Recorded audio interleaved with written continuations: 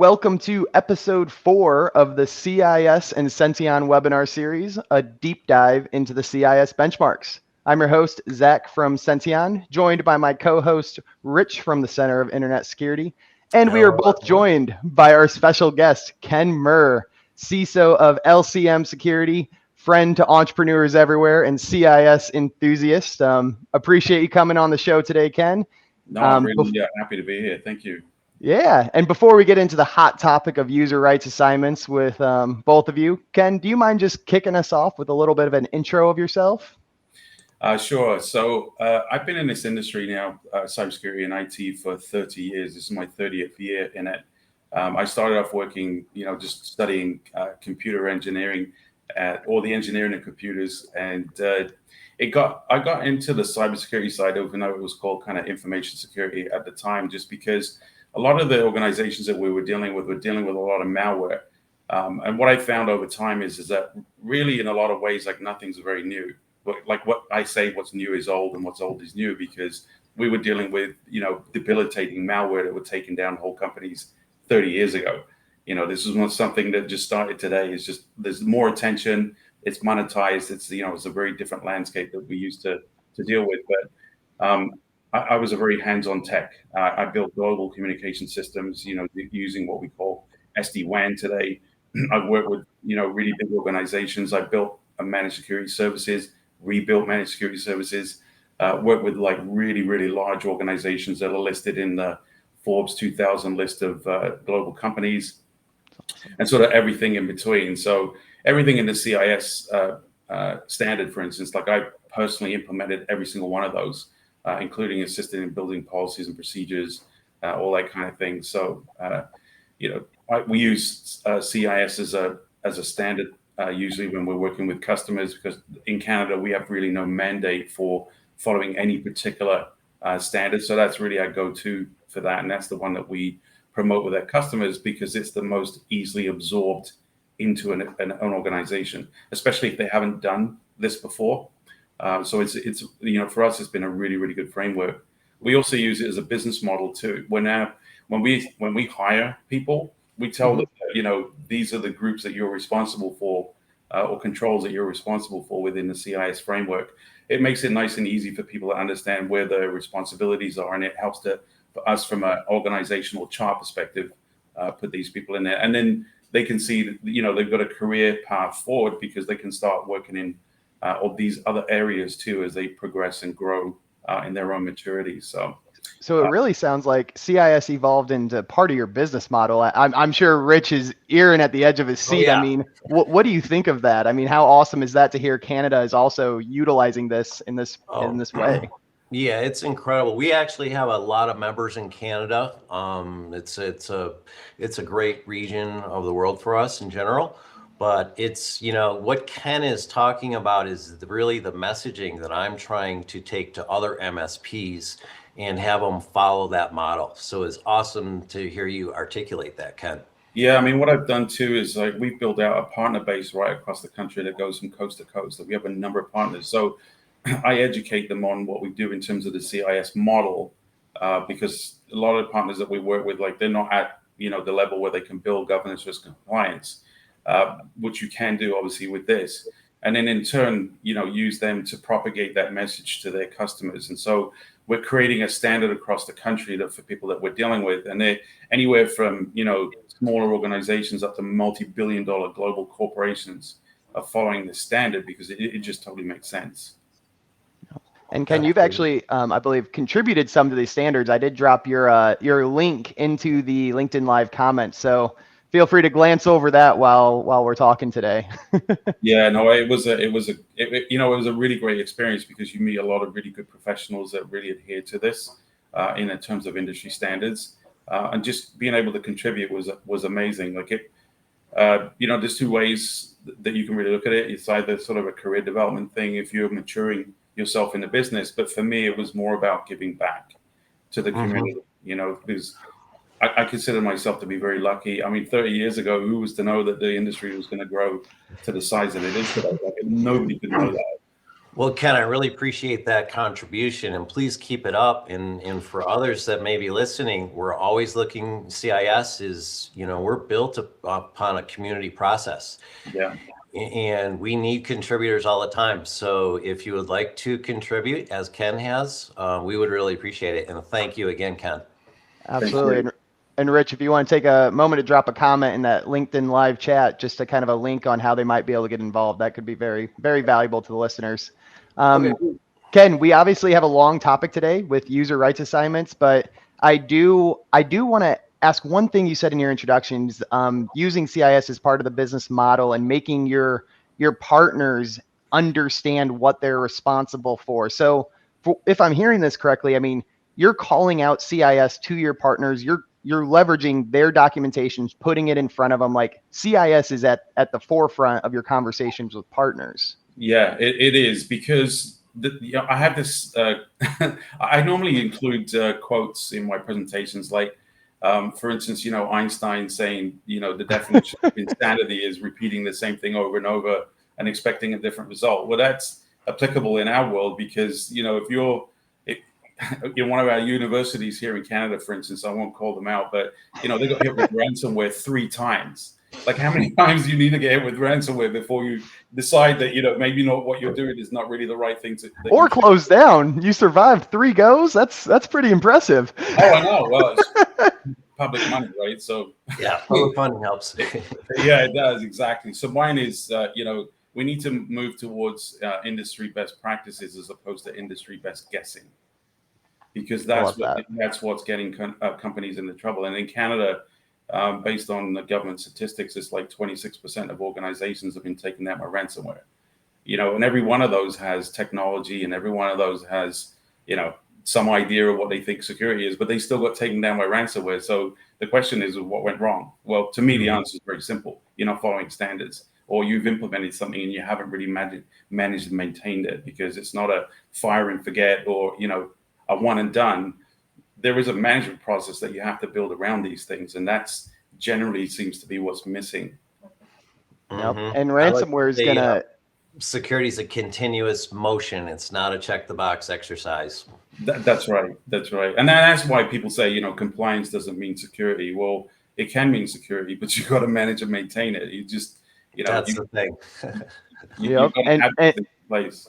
And be reviewing it constantly. And you mentioned ransomware. I mean, today's topic, that's going to lay right into it. User rights assignments is not directly preventing a ransomware from taking place, but once they're actually within the compromised system, this is going to control how much access they have, what they're permitted to modify, how much damage they can actually cause. So realistically, laying up right in today's topic with user rights assignments, that's where we're trying to mitigate that blast radius and mitigate the amount of damage they can cause. So perfect layup with that example, Ken. Yeah, for sure. And I'd like to thank you for this portion of the benchmarks. You gave the other guys like a softball. You do have quite a few more settings. So to set the scope for the rest of the agenda today, we are going to diving into the user rights assignments, talking about the certain types of MITRE attack techniques this may be able to mitigate or prevent the risk of. And then we do have about 20 CIS benchmarks to dive into. So this is going to be, my screen just died. Yeah. Rich, can you pick up while I figure out what's going on with my computer? Sure. Yeah. So what's happening, Zach? No one can see the slides? No. Yeah. So actually, why don't we talk about while Zach's figuring that out, what the risks are of poorly configured URAs. Let's just start there. And there it is. Yep. So I think I'm back now. It looks like my charger is not working, which is annoying, but that is okay. That is part of the live webinar experience. It is. So diving into the MITRE attack tactics that strong URAs may be able to mitigate the risk of. The hottest topic right here, privilege escalation. When a machine is actually compromised, this is where they're trying to gain certain abilities, certain rights, administrator privileges, and so forth.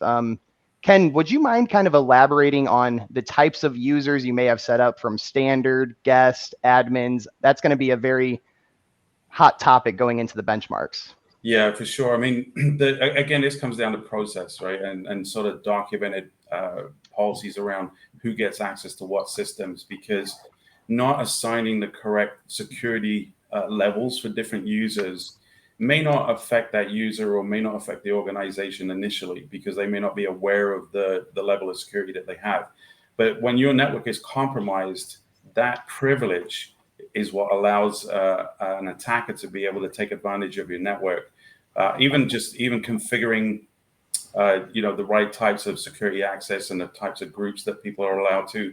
Like one of the things that we see is drift, for instance, is somebody works in HR and then they move over to marketing and then they carry off over all of the privileges that they get from one to the other.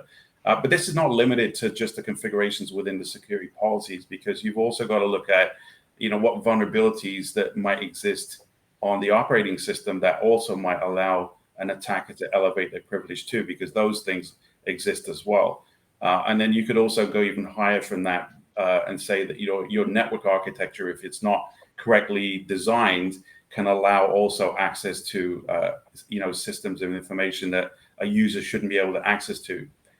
One of the issues that we see constantly is, and I think this happens a lot in the medical industry, is you've got networks that are completely open. So all of the databases, all of the servers, IP, everything is all on the same network as the regular users. And so the user access rights is not limited to the operating system. It's literally the whole design. And this plays into how attackers are able to compromise large swaths of networks, because it's just too easy for them.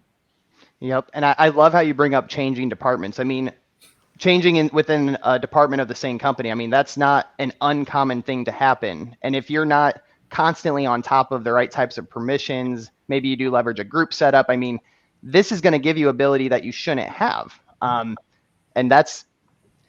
this can kind of lead into the risk of an actual employee accidentally creating some type of vulnerability, right? They may be able to have access to do something they weren't supposed to be able to get into. It doesn't have to be a bad actor compromising. These user rights assignments are for, honestly, the employees' protection themselves, right? Yes. This just talk a little bit more towards how this can increase operational efficiency, making sure users aren't making issues harder for the IT team. Could you kind of lead into that topic? Yeah, I mean, one of the things that's you got this insider threat scenario, right? Is one thing, but you've also got the inadvertent accidents that people have with access to things that they're not supposed to. Like they may not be familiar with the types of documents that are in the folders that are shared with them. They may not be familiar with the applications or systems that they're supposed to be accessing, and they may do something inadvertently that could assist in a compromise. Or even accidentally delete data, or do something that would compromise an organization. All these things that if you leave too much up and open for a user to be able to get access to, you're just really inviting all kinds of possibilities. I mean, how many times have you seen where maybe not the user themselves, but somebody's misconfigured something, or they accidentally deleted something? That's why we have other technologies that track how files are being used, for instance, like who's accessing them, when are they accessing them, what have they done with those files, did they move them, create them, delete them, modify them? All of these things provide information about how users are accessing this stuff. So applying proper user access rights to these things is supremely important. Yeah, absolutely. And one other attack I want to call out on this slide having to do with memory manipulation. Before in the prep, we were just talking about being able to change timestamps. I mean, these rights assignments are effectively protecting that data in the ecosystem, right? It's mitigating the risk of manipulation, unauthorized access. I mean, could you talk about how important, I mean, timestamps, for example, but how important real data is and the consequences of what can happen if it is manipulated? Yeah, I mean, as it refers to timestamping, this is absolutely critically important. It doesn't seem like an important thing. You roll out a bunch of laptops, workstations, servers, and so long as they're working and people get access to the applications that they need, like everything's good. We in our business, we have 3 lines of of services. Like we have consultant services that help to build governance, risk, and compliance. We've also got a 24/7 managed security service, and we've also got some guys that know how to implement technology and manage and maintain those things. In a managed security service, when we're collecting data from a server, from a router, switch, firewalls, other security devices, that timestamping is really, really important, because in the event that we have to look into an incident, piecing together all those little disparate pieces of information and trying to string it together to tell a story, if everything, all the timestamps are all over the place, it's almost impossible to be able to piece these things together. And especially if it goes as far as, say, law enforcement gets involved, and there's a forensics team that gets involved, and then you have to have chain of custody, and then it somehow has to end up as information in a courtroom somewhere. Not having these right timestamps all over the place means that the data is basically broken. There's no continuity to it, and it is really hard to prove. This sort of a chain of events that goes on. It's really, really important. I think CIS. Some attacks are very good at cleaning up their tracks too. Oh yeah. So that's certainly a thing these days. Yep. Yeah, and giving somebody personal user rights to make those changes on systems would do exactly what Richard just mentioned. Yep. And we're going to dive into how the CIS benchmarks can help all that. But one thing you said at the beginning, Ken, so to put you on the spot, you did talk about implementing all of these CIS controls yourself. And then a lot of times I imagine it was manual. So talking about URAs specifically, how hard was this for your business, or how easy was it? I mean, how much time did this take doing it manually? You laugh. But I think the first time, I think it was around 2018, I don't want to go into the big story, but the way our model is today was based on experience of working with other customers. And we had one customer that they wanted to follow the full CIS framework, and they told us we had 9 months to implement everything. So 9 months to find their assets. Oh, I know that, and I'm talking about every single thing. And, well, it's good to have a defined scope.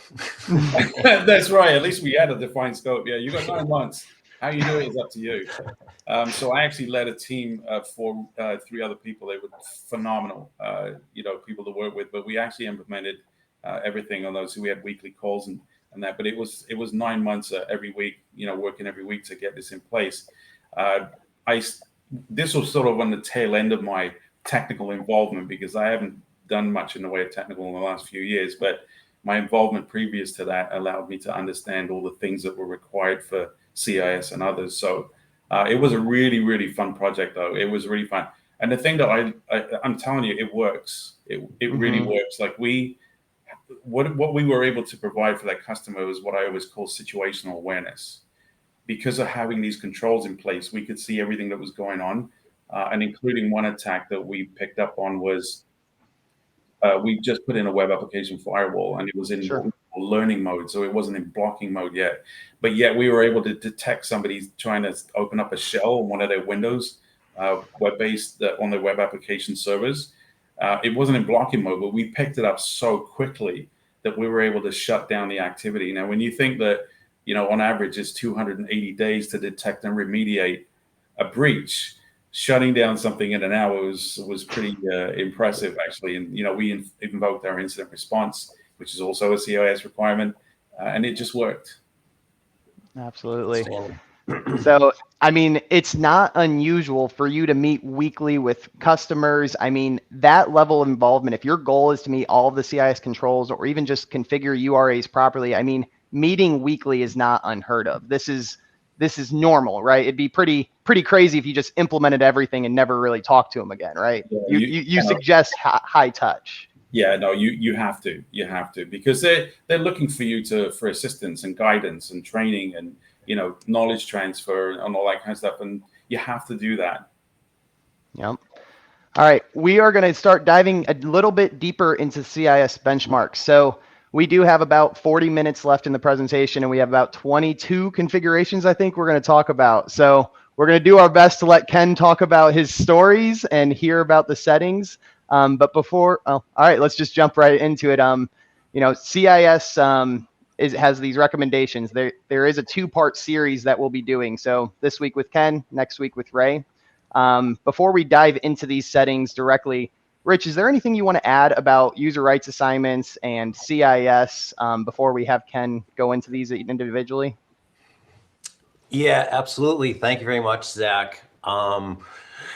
So ultimately what we're talking about is managing risk. And, the reason why that is important and what I want people to think about as we dive into this topic, what CIS's goal is to make it easy for people to have maximum protection with kind of the least effort in a lot of ways. So the reason why that's important is from the Verizon data breach report, 74% of all breaches include the human element, which oftentimes includes privilege misuse. And also from the Verizon data breach report, 49% of all breaches involved credentials. So, if you can solve half of the breaches by having these configurations set up properly that Ken's going to go through, you are on a very good path to an improved security posture. Yep. Awesome. And to emphasize again how involved CIS is, they do have all of their deep dive recommendations. What we talk about today in these webinars is kind of a high level, some fun facts, some interesting stories, but CIS does provide a deep dive in their benchmarks that are free to download. And Senteon also does have that implemented into their solution. So I will go ahead and share my screen so that we can get an idea of what CIS offers directly. Let me get that. Cool. So what we're talking about today are sections 2.2 and so forth with the user rights assignment. So we'll be diving into act as a part of an operating system, times as we talked about, and CIS does provide in their benchmarks deep dives.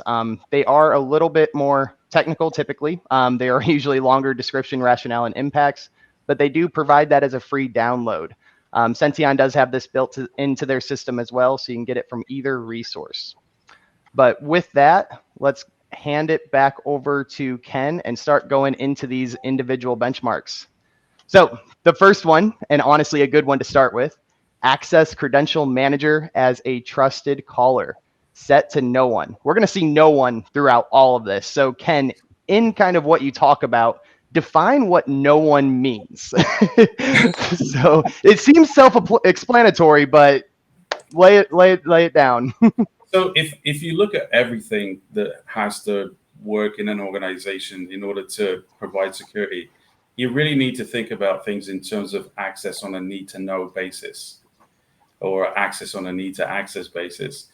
So if you don't need to have access to it, then you shouldn't have access to it. If you have no business accessing something, you shouldn't be able to access. And, with the credential manager in particular, you definitely should not be able to access that as a normal user because it allows you to manipulate the accounts that are in there, whether web-based or they're operating system-based. And all of, you can just basically take over those accounts, especially, any account would do, but especially if you can get access to, say, service accounts, for instance, where the service accounts, a lot of times they have administrator access.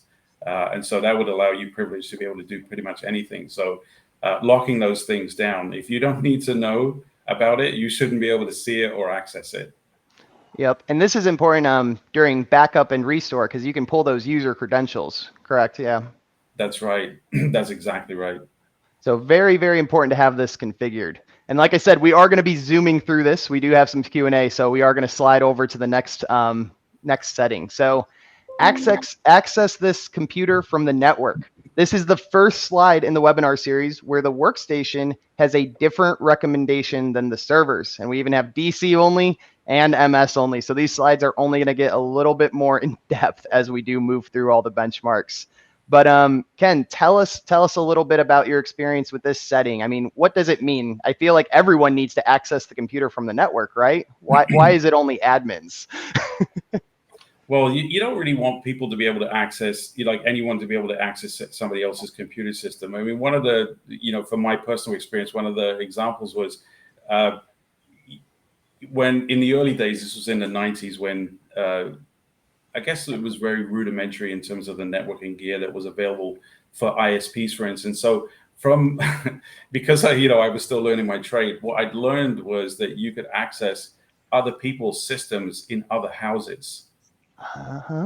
Because when you don't turn these rights off, I was able to get access to, for research purposes, was able to see other people's folders, other people's printers. Safe research purposes. It always is, and, be able to send print jobs to other people's computer systems if they had printer drivers and stuff set up on there. Like that kind of access you shouldn't be able to do. I mean, it could be a way of, stealing other people's information or even injecting malware onto other people's workstations as well. And they wouldn't have a clue that you did it. So not restricting that type of access has many connotations and many types of ways that you can exploit other people's systems and kind of hide your tracks. And that's for a normal user. Like for an attacker inside your network, this is like the best. Absolutely. And I mean, this is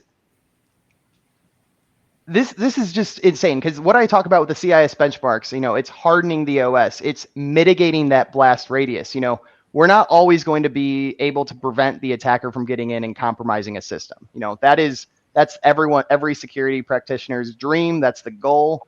But end of the day, if they get in, we got to mitigate that blast radius. And from that story alone, this sounds like a pretty critical setting everyone should be following. That's right. That's the thing that it's not that there's not enough awareness of how easy it is to gain access to systems. There's so many, and that's why there's so many, security control settings in Windows, for instance, because there's just too many ways to exploit things, too many ways to take advantage of systems. And so focusing on these security controls within Windows is really, really, really important. Yep. And this next setting name is a bit terrifying to me, reading it at point blank. Act as part of the operating system. Is there a scenario this should actually be allowed? Should it always be no one? What the hell does this mean? So being able to act as the operating system means that you have basically full control of that operating system. So the access rights that you're supposed to get should only really allow you to do the things that you are assigned to be able to do within that system. Like you shouldn't really allow people to, as a policy, you shouldn't really allow people to say download applications to run on their desktops just because it's convenient for them. So being able to be able to act as the operating system and be able to access all of the functionality within the operating system, to be able to manipulate things to suit you is just not. It just shouldn't be allowed, actually. But the funny thing is that again, you have to really pay attention to the fact that these things are possible. And that's one of the beauties of having the benchmark, is it does make you aware of what's possible within these systems and the things that you should pay attention to. Because there's a lot. Yep. You're always welcome to jump in there, Rich. I know you. Yeah, go ahead and take the next one. Yeah, let's go to the next slide and talk about workstations. This is a good one. If I walked into with a laptop in somebody else's environment and be able to attach my station, to your domain, and to be able to access privileges on there would not be a good thing. Telling me walking in off the street and adding my laptop is an issue? Apparently, that's what I hear in social media. Also, a pen tester's dream, right? They love that. Oh, yeah, I mean, that's one of the things that we used to do back in the early 2000s was we used to do social engineering, like physical social engineering, not just sending emails and stuff. And I used to go and walk into buildings, and the objective was to see if I could get connected to the network, once I got in there. So that meant shoulder surfing and all the old tricks that used to be around at the time to be able to get yourself into the building, including walking up, 20, 30, 40 flights of stairs, checking doors to see if you could even get into them. And then once you got in, I'd create a guest badge and sit there, plug my laptop in, and then try to work out how I could get connected to the network, to the domain. Because the objective was it was successful if I was able to grab a file to show proof of presence, right? Or even leave a file to say, Ken was here. Do you ever do this today when you're trying to sell to your partners? Will you ever leave a file? Well, many pen testers will actually video that whole process of getting physical access and showing your what you've done on the keyboard. Yeah. Proof of presence is actually very important when you're doing any kind of work like that, because you can't just say, I got access to it, and it looked like this. You've got to be able to take some kind of evidence to show it happens. Yep. Absolutely. Let's dive into memory quotas for a process. This is set to administrators again. A lot of these are always going to be admins or no one. You'll follow along with this, but talk to us about memory-based attacks. I mean, why is this important? Well, every process that runs on the system requires a certain amount of memory to be able to actually function properly. If somebody would be able to manipulate the amount of memory that was allocated to a particular process, in theory, it would be able to cause it to crash, or it would run slowly, or it would be buggy, or it would cause, undetermined issues within your system. And so that would end up, you could create different scenarios with that. That would be almost like a denial of service to a certain degree, because, you're trying to access some kind of functionality or an application that needs, these particular processes to be running. If they don't have enough memory and they don't run properly, then the application fails. And, if it's severe enough, like even your operating system could fail as well. So it would create an inadvertent sort of denial of service based on that. And denial of service, aka business disruption. Your employees can no longer do what they need to do. They're stepping into the office, they can't perform their job, and what's that going to do to the MSP? Tickets, workflows. I mean, it's all about following these benchmarks. Is not just reducing your security risk. It's increasing operational efficiency, cyber resiliency, and all the buzzwords that go along in today's world. Yeah, I mean, the business disruption is the same thing as denial of service. Denial of service, people you typically associate with, sending tons of packets to an application to bring it down. But, that same effect can be done in many different ways, including this. Yep, absolutely. All right, let's go on over to allow log on locally. You're going to see workstations and servers do have different recommendations here. Workstations do allow users to log on locally for reasons that could be intuitive, but servers are locked down to admin only. So let's talk a little bit about this, Ken.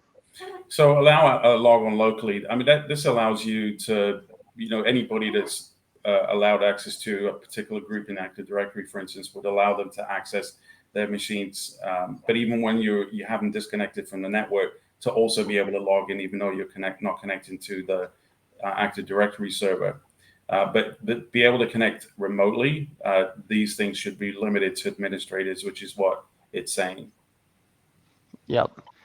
Yeah, I mean, especially in the remote workforce we have today, you may have to access a server remotely and make sure you're logged in with the proper credentials and access. Yep. Spot on. Let's talk about backup files and directories. Oh, you skipped one, Rich. Allow log on through remote desktop services, and this is one we definitely don't want to skip. This is critical. So this has to do with help desk. I mean, we're always remoting in as MSPs from the stories I've heard. So Ken, talk to us a little bit about this and how it can be taken advantage of from the bad guys. Well, allow log on through remote desktop services. I mean, for an MSP, this is golden, because it allows you to log onto anybody's machines for remote support. That's the first thing. And then also, if you're working from home, or maybe you set up an environment in the cloud where your servers are there, and the way people access them is using remote desktop through a VPN, I hope. Well, why don't we take a moment, and why do you say we hope? Why is a VPN important? Let's go a little bit sideways with the topic. So even prior to COVID, and I used to see this so much, people would allow remote desktop access to a workstation or a server through the internet. And the way they would do this is they would just open up a hole in the firewall and say, just allow anybody to access, the remote desktop service from anywhere in the world. This is absolutely golden for attackers anywhere in the world, because all they have to do is to figure out what the credentials are. And a lot of times they could just get them off the dark web, or they can just brute force their way into being able to access these things. And that's why, your previous topic about account lockout is really, really good as well. Every single ransomware investigation that we went into, it wasn't really an investigation, because we got to know the kind of, the patterns of things that would take place. So you'd walk in there, and I remember one I went into in particular was, I walked in there, they'd been hit twice with ransomware. It was a few years ago. And I was asking around, what did you see? And one guy says to me, well, I saw my mouse moving around on the desktop, and then this thing popped up that says it needs permission for an administrator admission. So I just clicked yes. Oh no! Okay. Was it even in English? It was, and he said, I thought it was outsourced IT, just needed access to my machine. So I went to the firewall administrator and I said, can you just show me your firewall rules real quick? And of course, he had remote desktop open to the world, because he wanted to allow people that were traveling to be able to connect to these servers. And that's how they got in. And so, you'll often hear people saying, oh, RDP bad, remote desktop bad. No, it's how it's configured. It's because people are allowed to connect through RDP without any VPN or any other system to be able to connect to these things. Like, they're literally just advertising them on the internet. There's a website called Shodan, and it's one of the things that I use when and you go on a Shodan. It's literally a database of everything that's available on the internet, and you just type in RDP, boom, up comes a whole massive list of remote desktop connections that are available on the internet. This is how people are getting broken into. So on the one hand, you cannot allow just anybody to access remote desktop, meaning that, say I compromise a service account, I can't use that to access a workstation, because it's not allowed in the policies. But that extends also to architecture. How are you architecting your environments and making use of it? It's a very valuable tool, extremely valuable, actually. But if it's not configured correctly, it's not designed into the network correctly, and it's not configured on your systems for accessibility in terms of user rights, then it's going to fail you. And having these enforced to make sure they're not being changed or modified, right? Being able to track the changes and so forth. And funny you brought up Shodan. That has come up in actually some of my conversations with MSPs. I mean, I'm not saying I've heard this before, but that could be a prospecting list, right? Who's it's a research, website. It's a research website. Yeah, it's not limited to who's researching or what they're using it for, but. Oh, and Ken, we got a question for you on the screen. Pavel has a question. We got TUN or TAP VPN. Any insights on that? So, I mean, the site-to-site VPN, like IPsec VPN or SSL VPNs, either of those are best use cases for somebody connecting into that. And most firewalls today have those capabilities. SSL VPN is a lot easier to deploy. Because the all original VPN clients, they had to be manually configured, or you had to install them and then provide some kind of configuration file. SSL VPN is really the most flexible of those. For site to site, definitely IPsec VPN tunnels are the preferred way to do that. But it comes down to your choice really as a designer of your network. You choose the best ones to use, or the best ways to use them. So it really is a personal preference. When I built global VPNs, for instance, I layered on routing protocols that would do failover routing in case a VPN died, and then layering on security on top of those as well. And Ken, just to wrap up this topic on VPNs, we're talking about configurations today and using VPN. I mean, how important is it to make sure you have the right hardened baseline and configuration settings, even if you are using a VPN? Because a VPN is not just, from what I understand, send all, absolutely secure, can't be taken advantage of. I mean, is it important to have both? Yeah, you got to make sure that one of the most important things about those are the encryption levels that you're using. So that is a really, really important thing. I mean, and that applies to everything. Like if you're, say, encrypting passwords into your database and you're using weak encryption, those things can be cracked in seconds.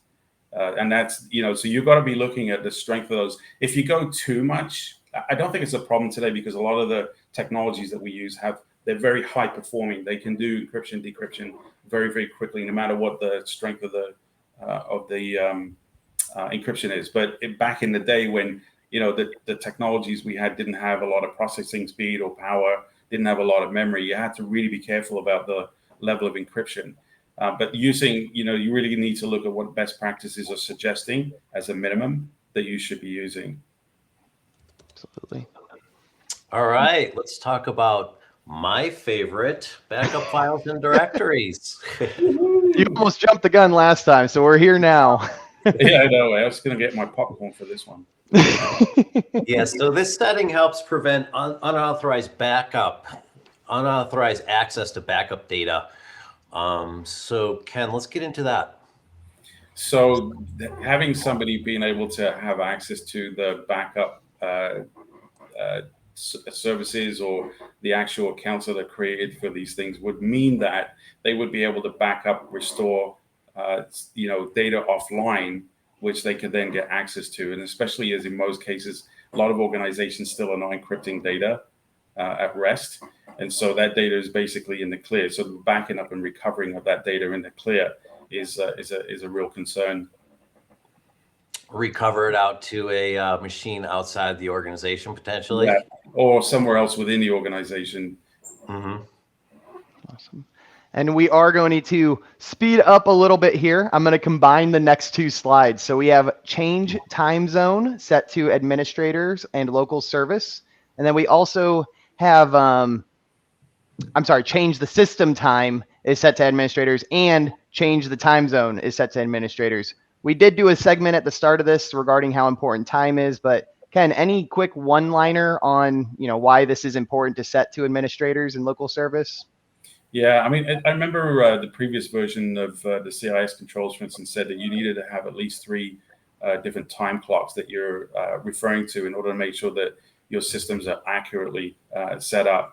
Like we talked about before, when systems are disconnected in terms of the time settings and the time zone settings, that would really be a problem for somebody trying to do any kind of forensics work or even any kind of analysis based on incidents that are happening within the network. So it's a real problem if you don't have this set correctly and you don't apply the right permissions as to who can set these. Yep, absolutely. All right, moving a little bit along. So we do have ensuring create a page file is set to administrator. So could you just tell us really quick, what a page file is, why this is important to lockdown as well? Yeah, I mean, the page file is an extremely important part of the operating system because and this comes back from the old days when we didn't used to have a lot of RAM and it was very expensive. Yep. It was a really great way to compensate for that by being able to use some of the hard disk for that, what we call paging. So as data goes in and out of memory, you get to a point where the capacity of memory is exceeded. So you needed a way to kind of offload some of the lower priority memory transactions onto the hard disk and use that as well. So it can kind of act as a pseudo memory type thing. If you have the ability to mess with that could have some severe consequences on the way the system is working because the system tries to use as much of both of those as possible, and it's writing back and forth between the memory. If you start messing with that page file or creating new page files on a system, you could have inadvertent access to that from a different workstation, access sensitive information that might be contained in that page file, potentially even inject malware into it. And I feel like a lot of these that we're talking about, I mean, they're things that a user, if had access, may accidentally do. They don't know. It's just something that happens. So making sure these are locked down again, I mean, this is the best way to mitigate that risk of a slow computer, making sure resources are being utilized effectively in the right places. I mean, this all goes hand in hand with risk and operational. It does. Mm-hmm. All right. Creating a token object. This is a good one. Relates to privilege escalation attacks. Talk to us about token objects. So these are things that are created for user access to different processes and applications. And you definitely don't want to have somebody being able to create their own token objects to maybe inject malicious code in there to be able to take over processes within the system. This is something that the attackers would be able to take advantage of if they were on a workstation and this privilege was available to them. They could do a lot of damage with this. Yeah, I feel like this next one kind of expands upon that, Ken. If we go to the next one, it's almost a continuation to some extent. Yeah, being able to create global objects that could tie in, two or more objects in there for data transfer, or being able to manipulate between these different processes and stuff. It's just it's definitely not something that you want to have a user be able to create on their own. And it's not a user that, when we say a user, we're not talking about somebody that's working on a finance application or ever just suddenly decides that I think I'm going to create a global object. It always ties back to being able to use the system against itself. That's one of the things that our hackers or pen testers that we have today, they talk about this a lot, is that there's so many things about Windows that you can use against itself. And then when you're not locking these things down, they may use vulnerabilities that they find from running a vulnerability scan, for instance. But they'll find a lot of times the vulnerabilities within the lack of configurations within Windows that they can take advantage of. And so they don't need to scour the whole network looking for tons of vulnerabilities that they can exploit. These things are generally already available within Windows itself. So having access to these underlying subsystem operations is not a good thing. And by default, you have access. I mean, I think one of the things I learned from one of the CIS webinars I went to is I think by default, only about 18% of the Windows default settings are actually in line with the CIS benchmarks. So yeah, it's incredible how it ships from the box from a security perspective. And there's Linux systems that do the same. They relax settings to make it easy for applications to run without really security in mind. So that's where the benchmarks really come in handy to really give you a look at the proper settings that have been vetted and properly tested against the common attacks and so forth. Yep. Yeah, and that's one of the reasons why what you guys do, Zach, is really important, is because you don't necessarily have to have an understanding how each and every one of these controls. Sure. What you need to understand is is on or off, good or bad. What the reasons are behind those things, and have the benchmarks actually explain these things to you and what the recommended settings should be. So it takes the guesswork out of it, and it also saves a lot of time because you don't have to do all this research yourself like we used to do back in the day. Yep. And another thing, just kind of expanding on that, the big thing Senteon tries to do to make this easier is showing what the setting was configured to before actually making the change. Because there are times where the new client that you bring on do have these settings pre-configured to something that's not the Microsoft default, but also not the CIS benchmark. There's always exceptions to security. So this could be intentional. This is something that you won't know unless you get into the weeds. So we do try to call that out. So thanks for the shout out with that, Ken. Very cool. So last one on objects, ensuring create permanent shared objects. Anything permanent sounds scary to me, Ken. Is that true? No, I mean, it can be allowing people to create, directories, for instance, in a shared environment that you can inject, malicious code into, that everybody has access to, or specific people have access to within an environment, would be an example of a shared object. Yeah.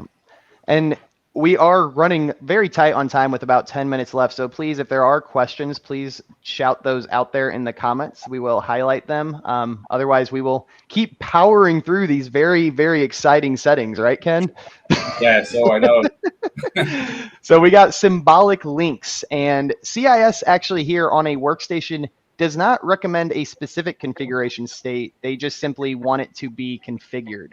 But on a server, they do make sure it is set to administrators and so forth. So talk to us about symbolic links. So this is a way, I mean, you can create these on your own desktop, but I think one of the concerns is that being able to create these sort of shared links or shortcut links, symbolic links with, say, another workstation across the network because you have access to it, would mean that you'd be able to, manipulate files and things on somebody else's machines. This is just one example of the use case for it. You could even, transfer malicious code into somebody else's machine. That person would have no idea that you have this symbolic link to their system at all, because there's nothing on your desktop that would show up as a part of that. So having that ability to be able to transfer and be able to communicate with the other system using these links is not a good thing, again. Absolutely. Yeah, I know we're short on time. What is the risk of a bad guy getting access to debug programs on the next slide? Yeah, every one of these you could spend an hour on each of them. But we're trying to do 40 settings in 2 sessions, Ken. Come on, it's not that much data to digest in an hour. Being able to do things like if you're, say, debugging a machine and being able to pull information that's in memory. In memory, you could have things like administrator account, cached information that's in there that could be used to actually compromise the network. So I remember one of our pen testers, for instance, he working on it with a customer, and he said that their security was pretty good. The administrator that he had been working with originally had gone away on vacation for a week, but his cached credentials was still living in memory, even days after that, because they hadn't set a purge time on the memory contents. And so it was still in memory. Because he had the debug ability turned on, he just pulled those credentials from memory and used it to compromise the whole network. Oops. Yes. So this sort of thing goes on all the time, right? This is one of the ways that you don't necessarily have to be logged into a system for somebody to be able to access that. If they have access to be able to pull that type of information from a system, that would be another way that they could compromise a network. And there's like thousands of examples. And I can't think of a single example that a user would need this. No, not at all. Yep. So the next two are pretty critical as well. Yeah, the next 5 settings are all going to be talking about denying access. So the first one here is deny access this computer from the network. And what you're going to see on the next 5 slides is that guess is always going to be one of the options. And this is something that I talk about when I work with MSPs, because typically they see this and they're like, oh no, I want this to be set to no one. Well, Windows GPO's verbiage can be confusing. So denying to no one, probably not the choice, even though no one was the correct choice in a lot of these other slides. So deny access, you're denying guests, you're denying local account. But Ken, dive a little bit into this, talk about how making sure denying access is configured, unauthorized access, and so forth. So this is interesting. I always remember back in the day, like you could log in as a guest to anybody's system from way back then, because these settings just weren't configured, and that's why these things have been highlighted now. You really don't want to have just anybody being able to access systems from anywhere, because if you've got a guest account as part of your permission group, and guest is an allowed group for all systems, that means you don't need to have credentials you don't need your own credentials to get access to these systems. And so again, limited it to administrators and local accounts is really the way that you should be configuring these things. Absolutely. And going into deny logon as a batch job, this goes back into many of your other topics regarding DOS attacks. These are system resources that you're protecting. Yeah, being able to run batch jobs on other systems means that you could write malicious scripts to make the system do anything.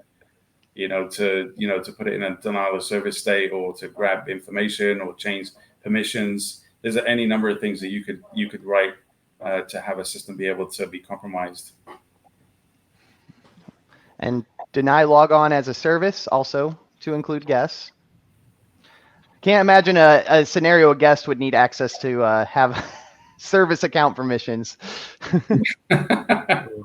Yeah, you don't want people being able to just arbitrarily be able to get access to service accounts that are sitting on systems. So Yep. I mean, that's one of the ways I remember back in the day, and still is relevant to this day, is that being able to compromise a service account was the way that you would normally compromise a system, because the service accounts, when you create them, they're around for years and sometimes decades, and nobody ever changes the passwords on those things as well. So they just became a really easy target.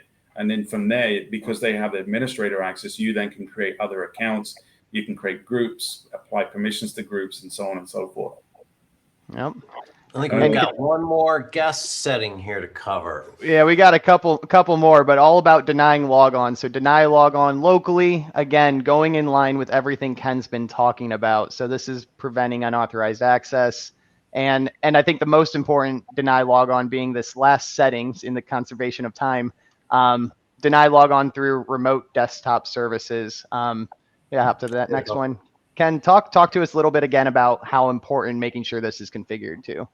Yeah, I mean, unless you're using it for remote management or remote support, like, you shouldn't really have this turned on, because that just makes it so easy for an attacker to be able to compromise your system once they've been able to acquire, the right level of credentials, because this is setting that's done in the Active Directory server itself, not locally on the workstation. So being able to do that lateral movement from one system to another using this as a mechanism would definitely not be a good thing. I saw in the window there, Pavel had said, I remember just pressing escape, getting on Windows. This goes in line with what I always used to tell people, like, way back then, it was like the Wild West. Yeah. The way we used to have to. Way back when? How much has that changed today, Ken? It was a completely different world. It really was like the Wild West. We used to. The risks weren't understood. That was the problem. It was like the passcodes that you used to use to authorize MS Office, for instance. I heard that you could just basically bang on the keyboard enough times and it would just give you, complete license to be able to use MS Office back then. That's what I heard anyway. I love it. All right, the last few slides, we're going to conclude with Q&A. I do have some questions on the screen. There is no way these questions are going to be answered in 3 minutes, but Ken, read these questions, and do you mind just kind of try to summarize a little bit about today's conversation and what you kind of hope people can walk away from with? Yeah, I mean, this applies to what we're talking about today, but this applies to everything in terms of the way you design, set up, or organize a network. The whole idea of least privilege means that users that need access to specific assets within an organization should only be assigned that type of asset. Meaning that, if you're in HR, for instance, your HR equipment should be in its own network.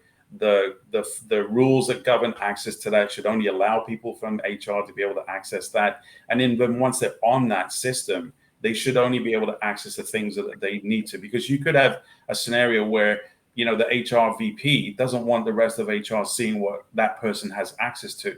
So the whole idea of assigning access rights, really starts from the network design all the way down right to the system that they're accessing as well. Absolutely. And I'm curious your answer on this one, having to do with temporary or contract work. How do you account for that? With temporary and contract work, like, they should be assigned their own group. That group that gets assigned access to, whatever shares that they need to be able to get access to. And there should be a time limit for that as well, because that's another thing that tends to happen is you create these groups and these user accounts with the access privileges, and then nobody does anything about it. I always remember one of my customers that I was dealing with back in the 2000s. He said, "You know what? We're really good at change management. Like, we know how to make changes to things, but have no clue about how to unchange things." Yeah, credential audits are really critical. Yeah, they are. At least an annual, even potentially a semi-annual audit of privileges in your domains. Let's expand on that, Ken. Semi-annual, is that, how often do you think you should be reviewing user rights? And then we do have a question on the screen we'll get to. Yeah, I mean, semi-annual, annual, but you know, you need to be doing it, and most people don't. That's what the problem is, and that comes down to policy. You know, you need to have a policy that states that this activity needs to be done at specific intervals, and then you create a procedure document that describes how that gets done. You know, is it using a tool? Is it a manual process? Do you outsource it? You know, is it an internal thing? Like, you have to have some kind of a process behind that, but the policy will state that you actually need to do these things. Interesting. And I love the question on the screen. So why do some HR systems domain squat? Does it help with the psychology or anything along those lines? Does security get into this? It's more of an AI thing. I'm kidding. You want to take that one, Rich? Not especially. No. No, I don't. So if you could expand on the question about domain squatting, you're talking about, because I mean, the domain squatting is also somebody setting up some, you know, lookalike domain for something, for a particular organization. Yeah, I don't understand the question perfectly. All right, that's completely fine. We'll definitely get back to it in the comments. We'll work out a little bit more of a formal answer to it. But thank you for the question. That's the best part of live Q&A. That's right. So, but very cool. Ken, thank you for speaking with us today.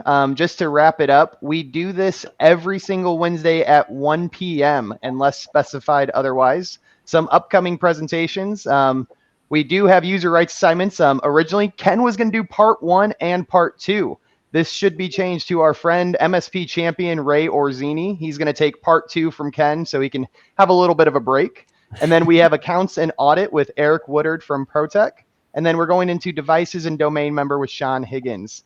And as a reminder, I do post a summary and a deep dive of each of these settings in our newsletter, CIS Unlock, the benchmark series. I do post the link in that before the episodes, and I'll be placing it into the LinkedIn Live comments. But please check that out. Please subscribe. That'd be very helpful to all of us. And wrapping up here, again, Rich and I love to connect with the audience, so please reach out to both of us. And Senteon is assisting with implementing all of the CIS benchmarks, and we do provide free signups to the cross-compliance mapping database, as well as free access to run gap assessments and test our solution out. So thank you so much for all of our attendees today, and thank you, Ken. Thank you, Rich. Looking forward to next week. Thanks, Zach. Thanks, Rich. Thanks, Ken. Thanks, Zach. Bye-bye.